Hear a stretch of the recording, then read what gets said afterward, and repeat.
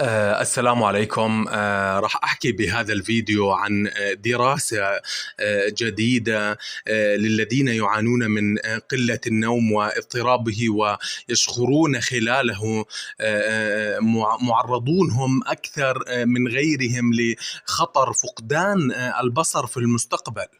وأيضا وجدت الدراسة أن الذين يأخذون قيلولة أثناء النهار هم معرضون للإصابة بمرض جلوكوما الذي يضرب العصب البصري أكثر من غيرهم بنسبة تصل إلى 5%.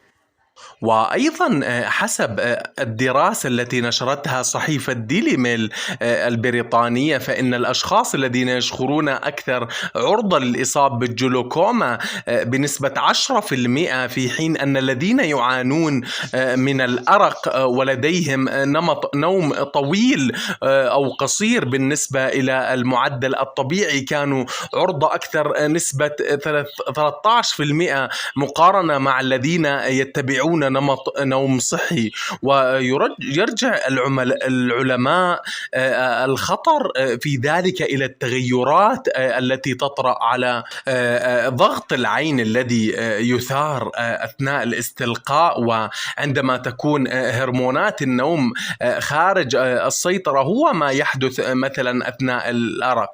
والجلوكوما أو الزرق مشكلة شائعة مع التقدم في السن، وتؤدي إلى تدمير العصب البصري الذي يربط العينين بالدماغ، وتقود هذه المشكلة إلى فقدان البصر في حالة لم تشخص وتعالج مبكرا بما فيه الكفاية.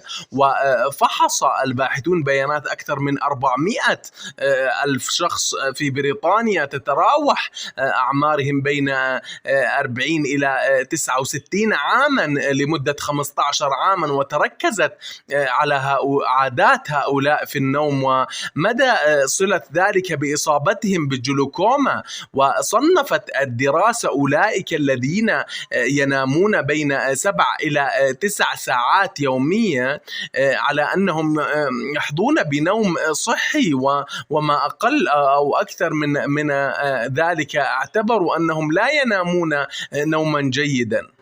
وشخص الباحثون إصابة 8690 شخصا بجلوكوما من بين أفراد العينة، وكانت أغلبية الإصابات بين الرجال المتقدمين في العمر الذين كانوا يدخنون لمرة واحدة أو يعانون من ارتفاع ضغط الدم أو السكري. وارتبطت قلة النوم وطوله فوق الحد الطبيعي بارتفاع خطر الإصابة بهذه المشكلة الصحية بنسبة 8%، والأرق 12%، والشخير 4%، والغفوات بنسبة 20%. وارتبط الأشخاص الذين يشخرون ويغفون لفترة قصيرة في النهار بخطر الإصابة بنسبة 10% أكثر من الآخرين، بينما كان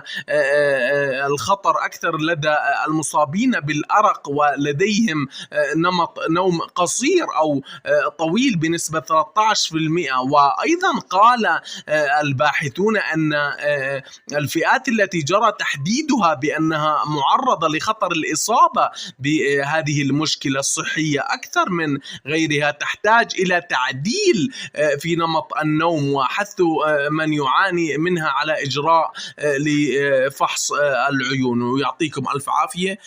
طبعا هذه من قبل وكالات عالمية كتبت بهذا الشأن.